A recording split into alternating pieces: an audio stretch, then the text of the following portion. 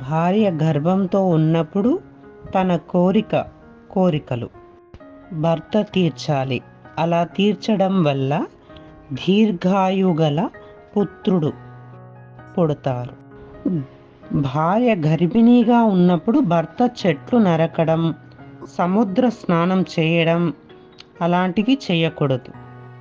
భార్య గర్భం దాల్చిన 6 నెలల తర్వాత భర్త క్షౌరము చేయించుకోకూడదు. భార్య గర్భంతో ఉన్నప్పుడు భర్త చావు ఇంటికి వెళ్ళడము, శవాన్ని మోయడం లాంటివి చేయకూడదు. భార్య గర్భంతో ఉన్నప్పుడు గృహప్రవేశానికి వెళ్ళడం, వాస్తుకర్మ చేయించడం లాంటివి చేయకూడదు. భార్య గర్భవతిగా ఉన్నప్పుడు ఆమెకు శారీరకంగా కానీ మానసికంగా కానీ బాధ కలిగించకూడదు. వీలైన సంతోషముగా ఉంచాలి భార్యని.